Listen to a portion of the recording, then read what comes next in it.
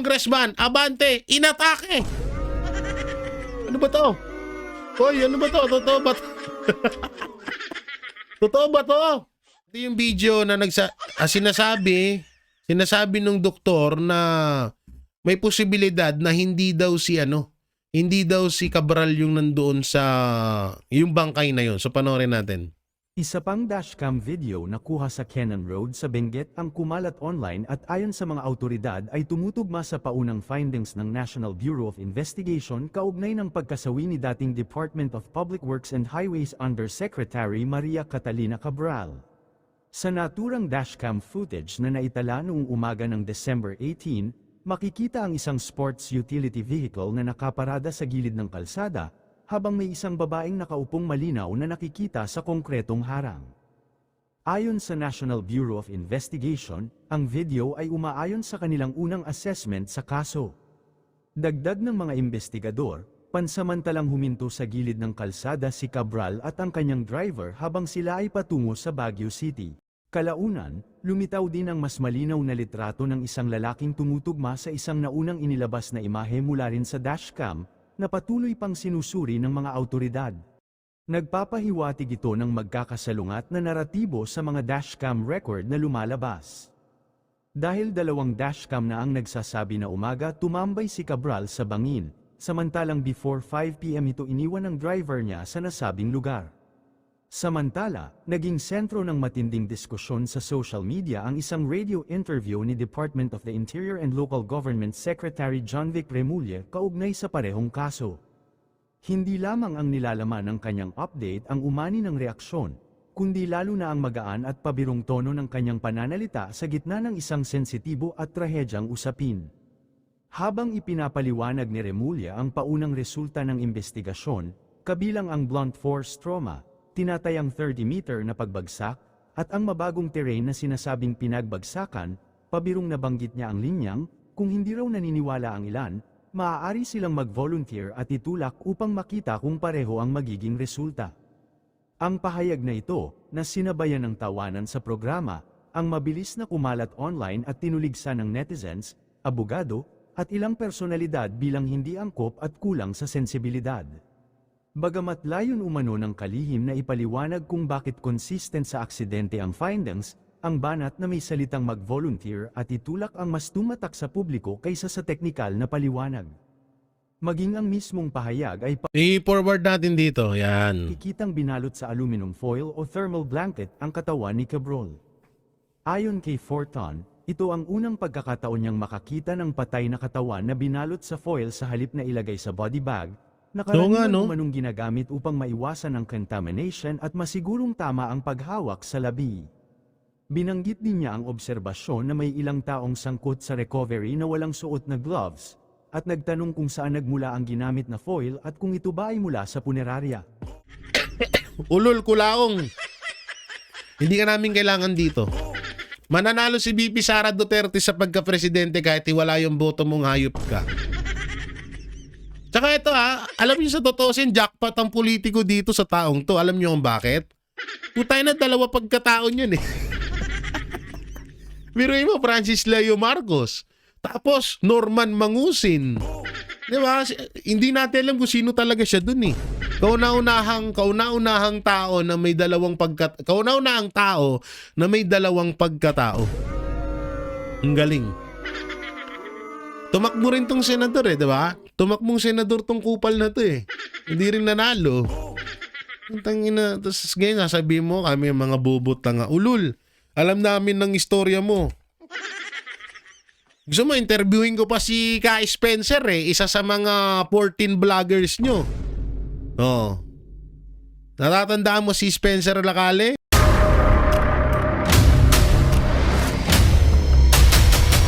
Bago tayo mag-umpisa, baka pwede nyong i-like ang video na to. Malaking bagay ang like sa aming mga content creators. Maraming salamat po.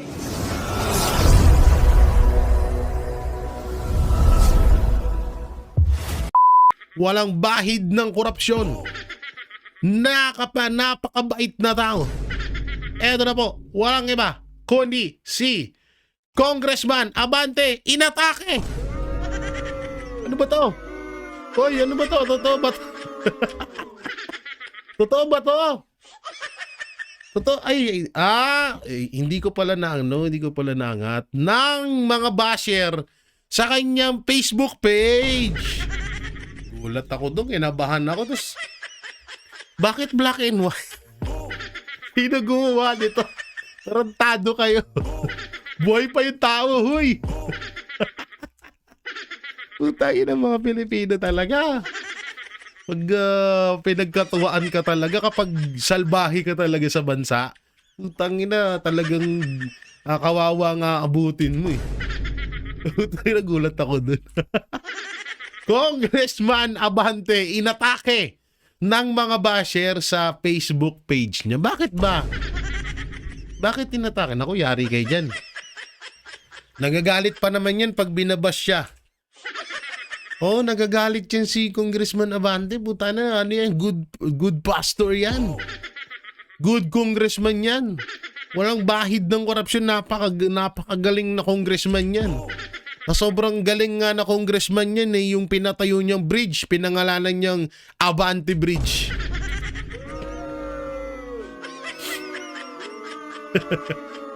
Tangina talaga eh, no? Huwag niyo naman agad ipanalangin si pastor. Oo, mawawalan na ng misa kay Romualdez. Mawawalan na ng tiga-basbas kay Romualdez doon. Huwag niyo naman ganyanin. Oo, tsaka grabe naman kayo. Napakabuting pastor nito, tas ginaganyan niyo. Eh sabi niya nga, 'di ba? Siya daw ang sugo. Pero yung about naman sa pagiging pastor niya, hindi natin dadama yun. Sabi ko nga sa inyo, nire-respeto natin lahat ng mga relihiyon sa bansang Pilipinas. Pero si Congressman Abante, pag-usapan natin pagiging congressman niya.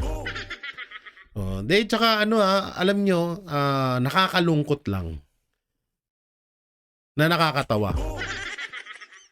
Kasi imbis na dumami ang magsimpatya dito kay Congressman Acop dahil ito nga ay namatay na, alam niyo lang na tangina, sabi ko, kaya dapat talaga maging maayos ka na leader or maayos ka na dito sa bansang Pilipinas, kasi kahit patay ka na, utay na hindi makakalimutan ng taong bayan yung pinaggagawa nyo. Kasi una-una, etong si Congressman Acop, isa to sa mga pumirma na matanggalan ng prangkisa ang SMNI. Isa din si Congressman Acop sa mga nagdikdik sa kay Pangulong Duterte patungkol dito sa war on drug niya. At marami pang ibang kinagalitan or marami pang dahilan kung bakit nagagalit ang taong bayan sa kanya ngayon. Ngayon, sa mga posts about kay Congressman Acop, puro mas madami pa yung tawa kaysa sa like or sad face, lalo-lalo na sa Facebook. Ngayon, etong si Abante, nabuhay na naman kasi inatake na naman ng mga basher kasi nga nag-post na nalulungkot siya sa pagkamatay ni Congressman Acop. Kaya yun, inatake siya ng mga basher. Tarantado kayo, grabe kayo. Alam niyo, noong una ko nakita itong picture, sabi ko, putang ina, akala ko talaga totoo. Parang ako na ako na puta na, iniisa-isa na sila.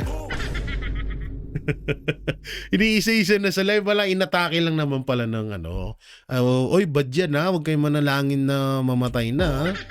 Oo, yung mga tao, masama yan. Parang ako hindi, no?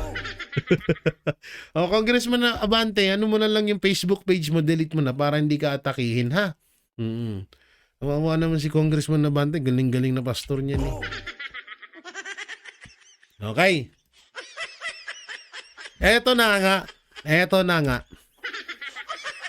Driver of former DPWH Yusek Cabral now a person of interest by police. Dahil talaga naman kung halimbawa totoo nga na patay na to si Yusek Cabral.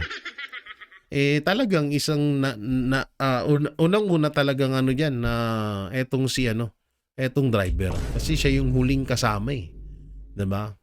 Ako nga ay sa sobrang ang lala nung isyung to, nanaginip na nga po ako dito. Na kung sakali mang totoong patay na talaga si Yusek Cabral, parang itong driver ang pag-utusan ng mga galit or parang ayaw mabunyag ang kanilang pangalan dahil hawak ni Yusek Cabral ang isa sa mga alas. So parang inupahan tong driver para alam mo na para itulak or patayin si Yusek Cabral. Pero panaginip lang naman yun ha.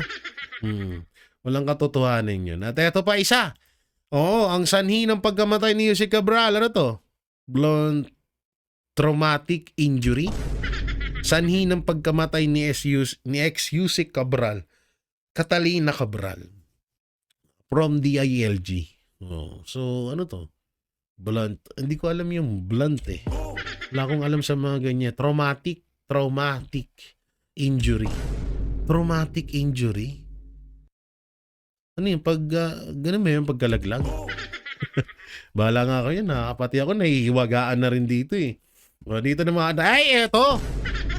Dito tayo.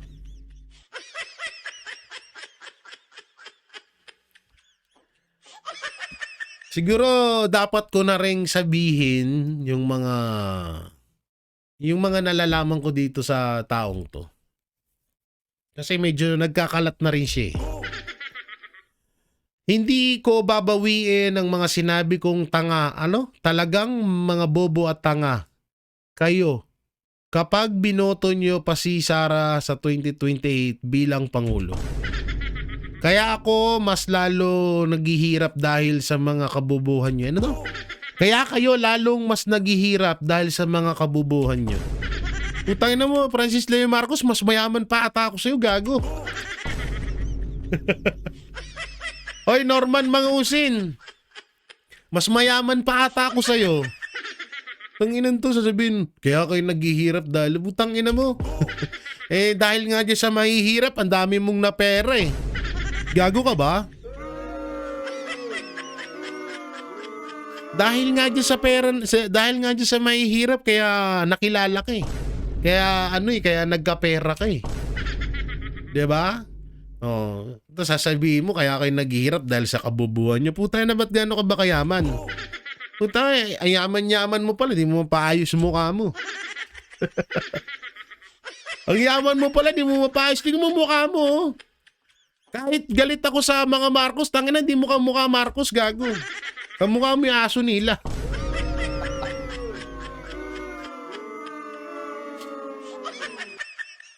Naka-peri pa. Lul. Ako marami din akong ganyan pero di ako akala mo naman to napaka linis. Nakulong ka, di ba? So sino mas tanga sa atin ngayon? Ikaw na nakulong? Nakulong ka, nakulong to eh. Tsaka ito may kukwento ko dito. Alam nyo naman na dati akong charity vlogger. Pero never akong humanga sa taong to. At never ko ding minention to sa mga vlog ko na kinakahangaan ko siya dahil charity vlogger ako. Ngayon, eto. Kwento ko to ayon to sa sarili kong karanasan at nagkita kami noon kasi dyan. Hindi personal May isang grupo noon na nasalihan ko bilang charity vlogger ako na nagtayo sila ng isang donation or parang tinatawag na basta isang pabahay donation project. So magdo-donate ang mga OFW doon at kasama pa yung dating anchor ng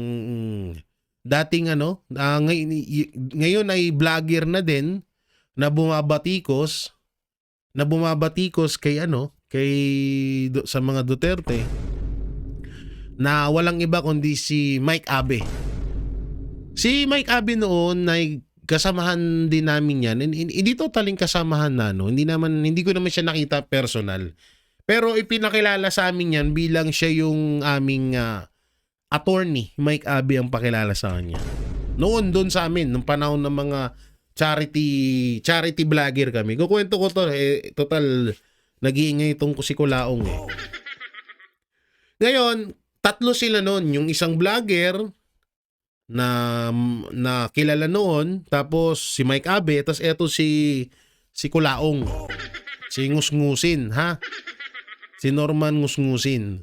So, doon sa community na yon, nagbuo sila ng isang donation na magdo-donate yung mga OFW at yung iba pang mga tao para sa mga pabahay project ng mga vloggers.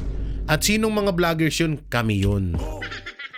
Kami yun. Ayun yung sinasabi namin. Ayun yung utos sa amin noon. So, dahil sikat yung isang vlogger na yon, hindi ko na lang i-mention kung anong pangalan. So, sikat yung isang vlogger na yon, dati, ngayon lagapak na. Na natunugan na rin siguro nung mga supporters. Kasi ako yung isa sa mga unang-unang umalis dun eh. Pero yung anak nun, goods na goods yung anak nun. Napakabait nung anak nun ha. Itong usapan doon lang yan sa vlogger na yan. Pero hindi ko yung mention yung name niya. Charity vlogger din yun. Na kasamahan ko dati. So yun nga, nagbuo sila ng donation na magpapadala yung mga OFW doon sa donation na yun. Hindi, kalimutan ko yung pangalan. Pero kalkalin ko doon sa mga sa ibang mga messenger ko kung naipasa ko yung mga files. Alam ko naipasa ko pero soon. Pag nag-ingay pa to, labas natin. So ngayon, nakapagbuo na, nakapag-donate na yung mga OFW doon sa donation na yon. At syempre kami, tuwang-tuwa kaming mga small YouTuber kasi bilang charity vlogger, kailangan din talaga namin parang sabihin na natin puhunan or panguna. Ano bang magandang way na salita doon? Pangit pagpuhunan eh. So, kailangan namin na makatulong. Siyempre, charity vlogger kami para may pang-upload din kami. So, ako kasi, talagang ang ginawa ko, hindi sa pag-aangat ng bangko, napakababa pa lang ng YouTube channel ko. Pero noon nasa 30 to 40k subscriber pa lang ako noon. May mga pabahay project na ako. No, may mga pabahay project na ako. So nandiyan yan sa video ko, kalkalin nyo na lang dyan. May mga pabahay project na ako noon. May mga pabahay project na ako. So lahat ng mga nagdo-donate sa akin personal, siguro napapanood yung mga video ko, i-mini-mention ko dun sa vlog ko. Mini-mention ko dun sa vlog ko na ito, galing kay Rosalinda May Amoy. Nagpadala po siyang 50,000 para po ibigay kay ganito, kay Dante Gulapa. Yan, halimbawa lang. So mini-mention ko yun. Tapos pinagbawalan ako sa ganung gawain ko noon. Na ikinagulat ko. So sumunod naman ako, hinayaan ko. At mas ang ginawa ko nga hindi na lang din ako tumanggap ng mga donasyon noon nung nagcha-charity ako. Tapos ito nangyari, syempre nagkaroon nga nung gano'n na may bubuin daw na donasyon, etong si Abe, etong si Kulaong, pati yung isang vlogger na yon. Na ano daw doon, na yun daw doon daw kukuha ng pondo yung mga small YouTuber katulad namin. Iikot daw kami sa buong Pilipinas para magbigay ng pabahay project sa mga kababayan nating kapuspalad.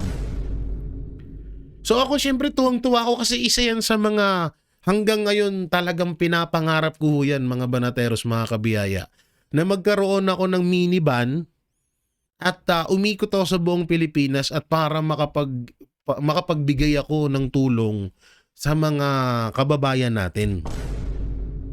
So pangarap ko talaga yan. So sobrang tuwang-tuwa ako nung narinig ko yun. Hanggang sa sinasabi naman sa amin na ganito na yung mga ipinadala. Nakaantabay naman kami, nanonood kami doon sa live nung vlogger na sinasabi ko. Nakanood kami doon. Eto, pinagpadala si naka-live siya. Nagpadala si ganito, So, para daw to sa pabahay, ganito ganyan. So, bandang huli, nakita namin, sobrang lumaki na. Kasi sikat na sikat sila noon eh. Sobrang lumawak yung yung nagbibigay, sobrang dami. At baka magulat kayo kung sabihin ko kung magkano. Umabot ng halos nasa 10 million yung kasi umabot ng halos 1 taon yun eh, 2 taon mahigit. Yung pondo na yun. Tapos hanggang sa inaantay namin, tumagal ng mga 2 years, 3 years. Hanggang sa ngayon, parang nawala na lang sa isip nawala na lang sa isip namin kasi parang, alam mo yung parang nawala na lang din talaga na hanggang ngayon, minsan napapaisip ako, saan na kaya napunta yung pondo na yun? Galing, yung mga pera na yun, galing yun sa mga OFW na ipapabahay project daw. Wala namang inutos sa amin na, wala namang ibinibigay sa amin. Ito, Jay Guevara, ito yung pabahay project mo dyan sa content mo na mag-ina na ganito ganyan. Content mo na sa matanda na ganito ganyan. Wala namang binibigay na ganun. So yun nga, hanggang sa tumagal ng tumagal, na wala na rin ako doon kasi nga may mga nakikita akong pangit din talaga na mas malaki pa yung binubulsa kesa sa itinutulong. Ang pinakamalupit pa nga na diskarte doon, yun doon sa pabahay project na yun, ganito. Siyempre sikat siya eh. Kilala sila eh. Ito, kilala to dati na tumutulong, di ba? Oo, kilala tong kusikulaang dating tumutulong eh. Ngayon, eto na. Paano nakakapagnakaw yung ibang mga charity vlogger? Hindi ko nilalahat May mga charity vlogger na talagang buhos kung buhos ang tulong nila. Buhos kung buhos yan. Ngayon, ang nangyari, may isang pabahay project, halimbawa ni Eduardo Macapagal Arroyo. Halimbawa ganyan, may isang pabahay. Sobrang kawawa yun. Tapos nag-viral. Syempre, kilala silang mga vlogger. Ako, small YouTuber. Hanggang ngayon, small YouTuber pa rin naman ako. Mga nasa 30 to 60,000 na yung subscriber ko. Baka nasa 100K na. Basta mga ganun na yung subscriber ko nun. Ay, wala pa pala. Wala pang 100K. Mga 60, ganun. Yun, yung pabahay na yun, tumatanggap ang isang pabahay project ng halos mahigit sa isang sponsor. Merong mga team pa yan. Team, marami mga team, halimbawa, Team USA, Team Japan, Team Hong Kong, Team Europe, Team Australia. Basta maraming mga team. Sa isang pabahay na tawag dito na project, minsan dumadagsa ang sponsor diyan na umaabot sa 10 or mahigit pang sponsor at magugulat kayo kung magkano binibigay. Minsan sa isang team kaya nang magpagawa ng isang pabahay project. Kaya na nila magpagawa ng pabahay project sa isang team pa lang yan Minsan isang tao nga lang eh. Biruin mo, 10 tao ang nagbigay doon para doon sa pabahay na yun. 10 tao ang nagbigay doon sa pabahay na yun. So sabihin na natin na sabihin na natin asan na yung cellphone ko? Mahina tayo sa math. Sabihin na natin sa 10 sa 10 sponsor sa isang pabahay ay nagbigay ng tigsi 70,000 times 10. Okay, times 10 So merong 700K. Agad yung isang pabahay project. Pero yung pabahay project na yon ay ang gagastusin lamang ay 150 isasagad na natin ng 200K doon sa pabahay project na yun kasama na yung gamit. So, tumubo pa sila ng 500K. Sa isang pabahay project lang yan Ganon yung nakita kong sistema noon doon sa grupo na yun. Kaya umalis ako. At nung pag-alis ko, ang daming-daming ang binanat sa akin na kesyo nagnakaw daw akong 30,000. Kesyo pakawala daw ako nung kabila. Kasi may grupo na may grupo na tumitira doon sa grupo na yon. Ayan nga sila sila Attorney Libayan na naging magkalaban sila. Kaya ang pakilala sa amin kay Mike Abe is Attorney Mike Abe. Akala ko talaga attorney yan. Hindi pala. Hindi pala attorney. Dati siyang anchor ng SMNI, na kung saan nyo kami napapanood ngayon ng Banateros. Si Mike Abe hindi pala attorney kasi akala ko talaga dati attorney yan. Siya yung lumalaban kay Attorney Libayan nung panahon na binabanatan yung grupo na yun. Si Kulaong hindi siya masyadong nahagip doon sa isyung yun dahil mga panahon ata noon nakakulong na ata siya. Hindi ko masyadong matandaan, sobrang tagal na nakakulong na ata siya noon or basta hindi na siya masyadong nandoon, pero kasama siya at alam ko na isa rin siya sa mga nakinabang doon sa mga padala ng mga OFW doon sa donation sa pabahay project na yun.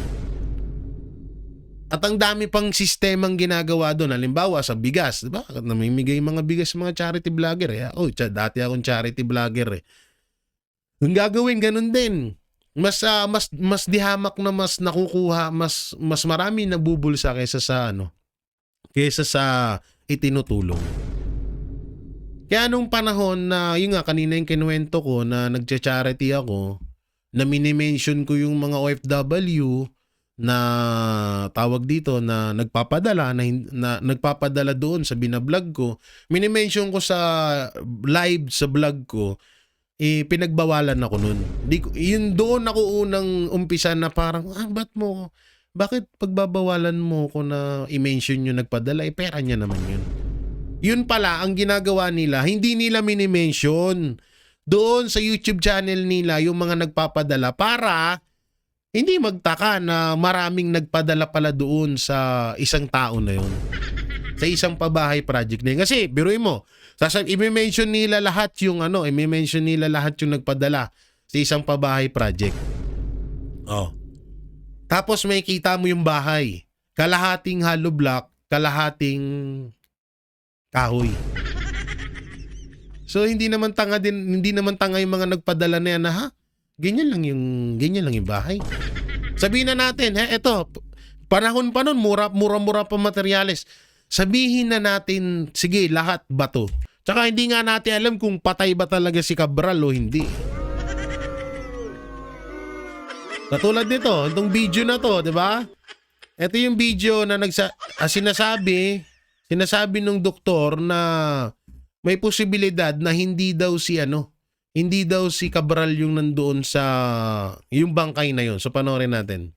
Isa pang dashcam video na kuha sa Cannon Road sa Benguet ang kumalat online at ayon sa mga autoridad ay tumutugma sa paunang findings ng National Bureau of Investigation kaugnay ng pagkasawi ni dating Department of Public Works and Highways Undersecretary Maria Catalina Cabral. Sa naturang dashcam footage na naitala noong umaga ng December 18, makikita ang isang sports utility vehicle na nakaparada sa gilid ng kalsada, habang may isang babaeng nakaupong malinaw na nakikita sa konkretong harang. Ayon sa National Bureau of Investigation, ang video ay umaayon sa kanilang unang assessment sa kaso. Dagdag ng mga investigador, pansamantalang huminto sa gilid ng kalsada si Cabral at ang kanyang driver habang sila ay patungo sa Baguio City. Kalaunan, lumitaw din ang mas malinaw na litrato ng isang lalaking tumutugma sa isang naunang inilabas na imahe mula rin sa dashcam, na patuloy pang sinusuri ng mga autoridad. Nagpapahiwatig ito ng magkakasalungat na naratibo sa mga dashcam record na lumalabas. Dahil dalawang dashcam na ang nagsasabi na umaga tumambay si Cabral sa bangin, samantalang before 5 PM ito iniwan ng driver niya sa nasabing lugar. Samantala, naging sentro ng matinding diskusyon sa social media ang isang radio interview ni Department of the Interior and Local Government Secretary John Vic Remulla kaugnay sa parehong kaso. Hindi lamang ang nilalaman ng kanyang update ang umani ng reaksyon, kundi lalo na ang magaan at pabirong tono ng kanyang pananalita sa gitna ng isang sensitibo at trahedyang usapin. Habang ipinapaliwanag ni Remulla ang paunang resulta ng investigasyon, kabilang ang blunt force trauma, tinatayang 30-meter na pagbagsak, at ang mabagong terrain na sinasabing pinagbagsakan, pabirong nabanggit niya ang linyang, kung hindi raw naniniwala ang ilan, maaari silang mag-volunteer at itulak upang makita kung pareho ang magiging resulta. Ang pahayag na ito, na sinabayan ng tawanan sa programa, ang mabilis na kumalat online at tinuligsa ng netizens, abogado, at ilang personalidad bilang hindi angkop at kulang sa sensibilidad. Bagamat layon umano ng kalihim na ipaliwanag kung bakit consistent sa aksidente ang findings, ang banat na may salitang mag-volunteer at itulak ang mas tumatak sa publiko kaysa sa teknikal na paliwanag. Maging ang mismong pahayag ay I-forward natin dito. Yan. pakikitang binalot sa aluminum foil o thermal blanket ang katawan ni Cabral. Ayon kay Forton, ito ang unang pagkakataon niyang makakita ng patay na katawan na binalot sa foil sa halip na ilagay sa body bag, na Oo nga, karaniwan no? umanong ginagamit upang maiwasan ang contamination at masigurong tama ang paghawak sa labi.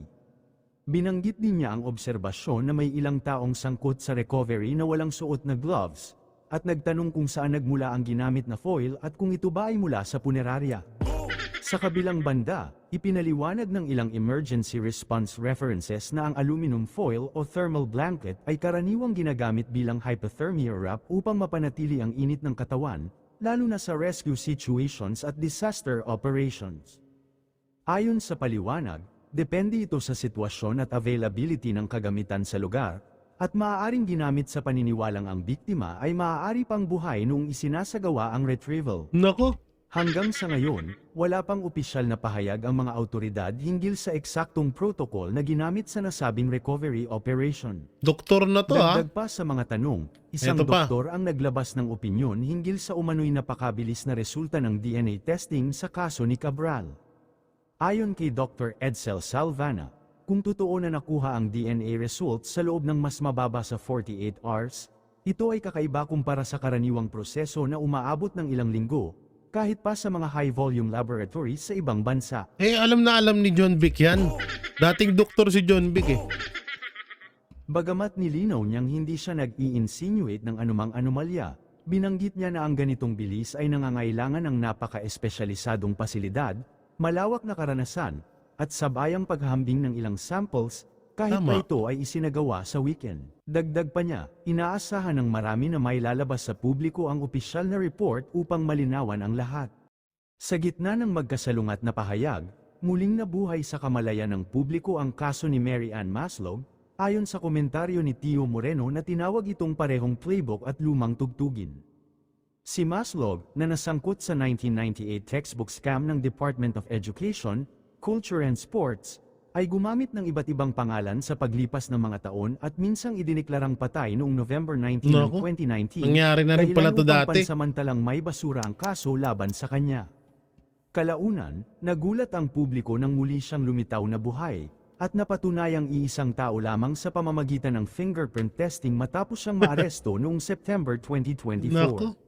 Para Nangyari sa na pala marami, to. ang paulit-ulit na pagbabago ng mga kwento at ang kasaysayan ng mga kasong may kinalaman sa bilyong pisong pondo ng bayan ang dahilan kung bakit nagkakaroon ng pakiramdam ng deja vu sa kasalukuyang isyu. Nagbigay rin ng kritikal na komento ang isang political vlogger na nagsabing bagamat maaaring hindi pamilyar si Dr. Forton sa rescue protocols, nananatiling kahina-hinala ang bilis ng pagdedeklara ng kawalan ng foul play ng Department of the Interior and Local Government. Ayon sa kanya, ang blunt force trauma ay isang malawak na termino at hindi sapat upang agad isara ang posibilidad na ang pagkamatay ay nangyari bago pa ang pagbagsak. Dagdag pa rito, may mga netizens at observers na nagtatanong kung bakit walang crime scene chalk mark kung saan natagpuan ang katawan, at kung paanong may ulat na fetal position ang katawan kung ang kamatayan ay Yun lang. sinasabing instant dahil Oo sa nga, no? Kasi, diba, kapag may mga bangkay, may ginuguhit na ganun yan, eh. Eh, dito ata mukhang wala. pagbagsak. Para sa marami, sadyang hindi nagtutugma ang mga detalye at Yun nananatiling lang. bukas ang maraming tanong. Nako. Talagang ano to, ha? Talagang grabe to, ha? Nagkaroon, tas May mga picture pa na lumabas ngayon na yung nasa dashcam may hindi pala si Cabral yun. Tay tayo dyan. Ama naming Diyos na makapangyarihan sa lahat, salamat po sa iyong pagmamahal na hindi nagmamaliw. Sa gitna ng kaguluhan sa aming bansa, turuan niyo po kaming magtiwala sa iyong hustisya at hindi sa hustisya ng tao. Linisin niyo po ang aming mga puso at ituro niyo po ang tamang daan ng katotohanan at pag-ibig. Tulungan niyo po kaming maging ilaw sa gitna ng dilim at ipakita sa mundo na may pag-asa pa sa pangalan ng aming Panginoon Hesus. Salamat po sa pag-ibig po ninyo at salamat sa pagdinig ng aming mga panalangin at iligtas niyo po kami. Sa pangalawa po ninyong pagparito at patawarin po kami sa lahat ng aming mga pagkukulang at pagkakasala sapagkat ito po ang aming samutiling sa matamis na pangalan ng aming Panginoon Hesus. Amen. Sa lumang silid, mag-isa kang tahimik. Walang kamera, palakpak ay wala na. Ngunit sa bawat pader ng bayang iniwan mo, may pangalan mong di na mabubura.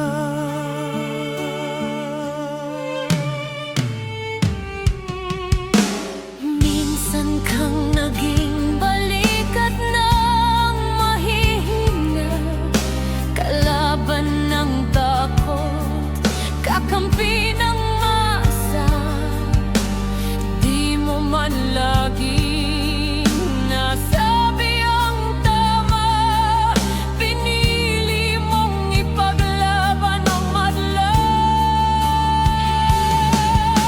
Hindi ka saktan gaya naming lahat, pero tumindi ka nang walang pag-atras.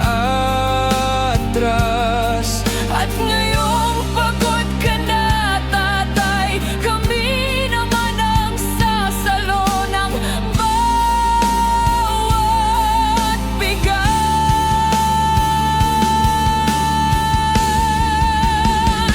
Hanggang sa dulo, ikaw ay mahal.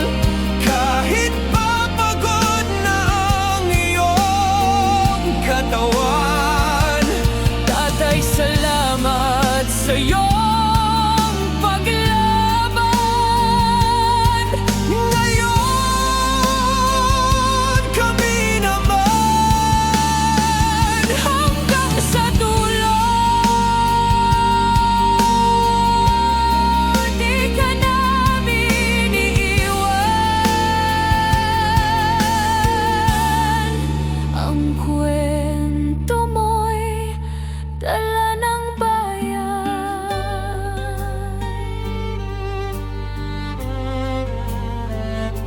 Tahimik ka na sa mga batikos. Wala nang tugon, wala nang galit, pero sa mata ng mga maralita, naroon pa rin ang tapat mong alaala. Marami mang di nakaintindi, marami pa rin ang di nakakalimot. At ngayong wala ka ng kapangyarihan,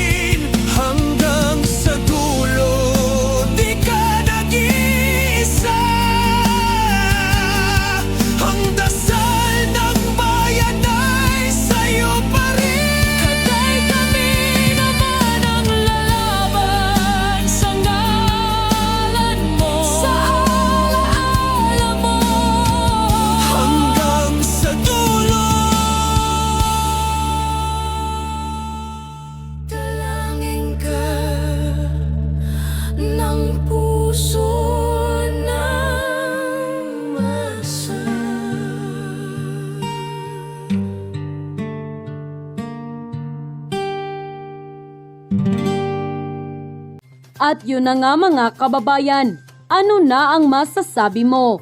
Kung mayroon kayong hinaing at komento patungkol sa balitang ito, please comment down below. Pag-uusapan natin yan sa comment section.